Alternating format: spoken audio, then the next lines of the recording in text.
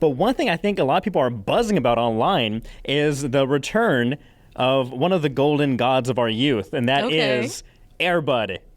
Air Bud returns. Okay. This is so random, but Air Bud returns a teaser poster for the long-awaited, I'm assuming, movie theater release film of that golden retriever with a heart of gold was released, and I guess it's coming out next year. I saw more buzz online over that film than Avatar, the third one. Yeah, and I love how, when you told me about this story, you're like, I can't wait for the popcorn buckets. Yeah. And I'm like, don't you mean the popcorn bucket? That's why they pay us the big bucks here on the Hub on Hollywood. Yeah, and of course, the buckets was kind of my play on basketball. Get it? Look at us. Look at how creative we are. What do you think the popcorn bucket's going to look like? Do you think it's like going to be like the puppy like looking into the bucket with like maybe the paws hanging out? I was actually thinking that. Yeah. So I think the bucket would be a solid like a can, but it would look like a net.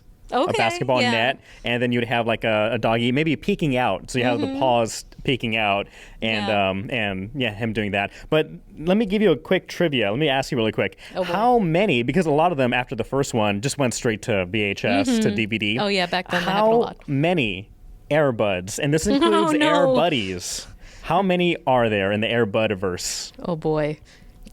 5, maybe 6. No, we're not talking about James Cameron over here. This is serious business. All right, 3. No.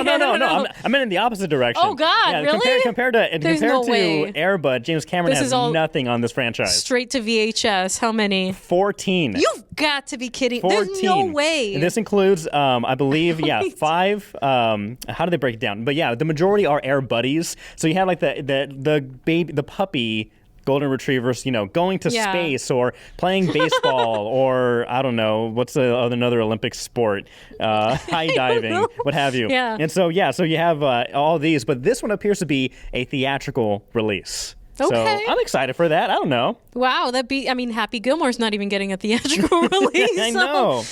That's impressive.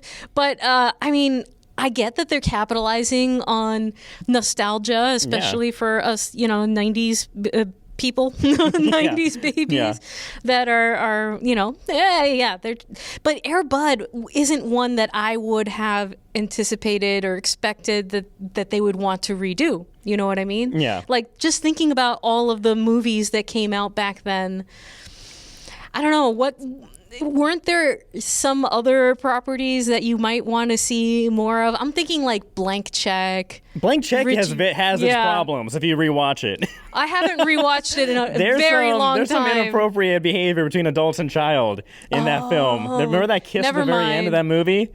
No, I don't remember that. Yeah, Blank Check, the kid. For those who haven't watched Blank Check in a while, and now as an adult, go back in that scene. There's a scene with a little boy. He kisses the lady? The lady. Oh, no. She's like, hey, call me in 10 years.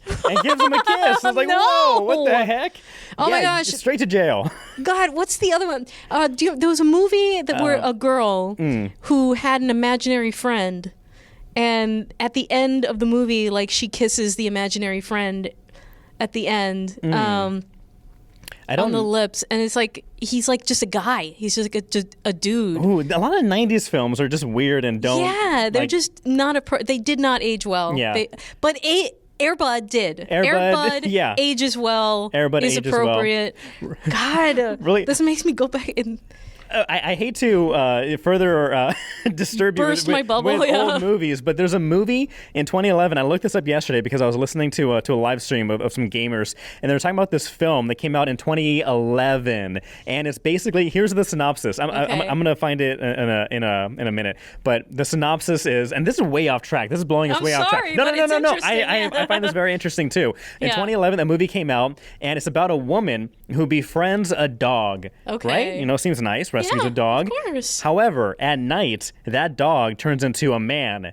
No, stop. And it's love at first bark. No, please stop. I'm not going. I thought these guys were joking on this stream, so I Googled it. Yeah. And it's a real movie. It's a real movie. Lordy. Are you Googling it right now? No, I'm trying Please, to find. You don't want that on your phone. No. Yeah. Let's see. Let's see. What was it? Oh, hold on here, guys. We have to do this research. This needs to be.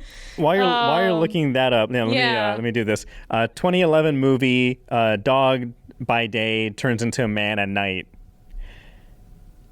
Love on a Leash. No, please. Yeah. So, Love on a Leash. I don't know if it's streaming anywhere, but it also stars a golden retriever.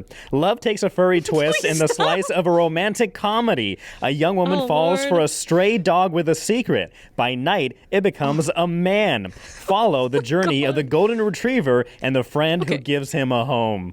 Listen, there's a very important distinction that needs to be made here. Is it a man that got turned into a dog, or is it a dog that got turned into a man? Let me ask you a question. Does it matter? No. Does it matter? No, but one makes me feel like slightly less icky. Right.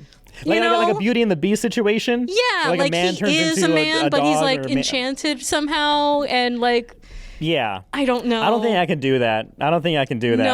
I couldn't live with that. No. Drop Dead Fred, by the way, is the name of the movie with the imaginary friend. Drop Dead Fred. Okay, I have heard of that, but I've never seen it. Yeah. Okay. Yeah. But I really liked it so back you want then. to redo that? No, I don't. Okay, you don't want that. I was just I was thinking about another 90s movie that I think would be a good one for today's generation, today's kids' generation. Dustin Checks In.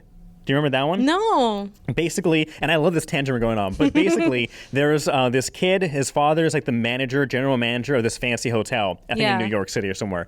And one of the guests shows up, a jewel thief, I believe. He shows up and in his big luggage, like this big, cartoony kind of like travel, like box luggage, he has a orangutan. Okay. An orangutan that he uses to commit said jewelry heists, and eventually, like, it gets loose somehow. The kid runs into it. The monkeys, the apes, the great apes' name is Dustin, and so then Dustin and this kid run, amok and run into hijinks in the hotel, and then finally at the very end, they catch the bad guy and find the jewels and yada yada. You see, but movies like that, they make you feel good. Yeah, so they're family friendly. They make you feel good. The problem is, I feel like if they did remake that, they would have to, not that they would have to, that they would use a CGI ape. Yeah. And nothing beats 90s, like real animals, like trained animals that are treated well. I don't want any of that abuse and stuff, but we've lost the art. We've lost that artwork of using real animals, trained animals. Of trained animals. But yeah, there's a lot of pushback in Hollywood on that. But yeah, I mean, yes, I agree. Yeah, I agree.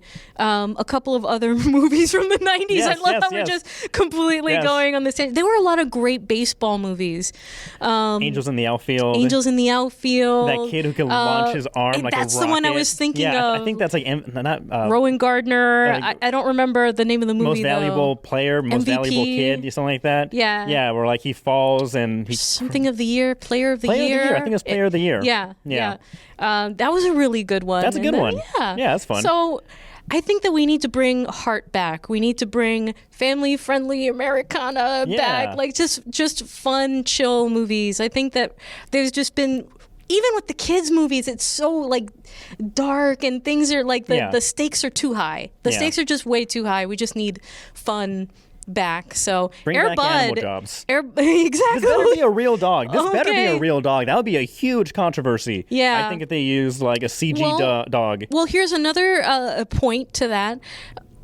Superman, right? Yes. They had a CGI dog, right? But it was really, really well done. It was. If it was a dog like that, like Crypto, would you be satisfied with that, or do no? You really because the gimmick is a real dog playing basketball. If you have a CGI dog playing basketball, like okay, that I don't know, that's going too far. But if you have a real dog, like, oh right, that dog is really dunking and going for a layup, like that's part of the movie. That's like the heart of the film. I want to see that snoot hit that ball. Boop the snoot. Boop that ball. Yeah. Aw, okay. All our 90s kids and friends and part of the Hub Club members, what do you think about this Air Bud Returns? And what 90s, kids-friendly movie would you want to see? Maybe not get rebooted necessarily, but a similar movie, with the same heart, a style, exactly. be brought back.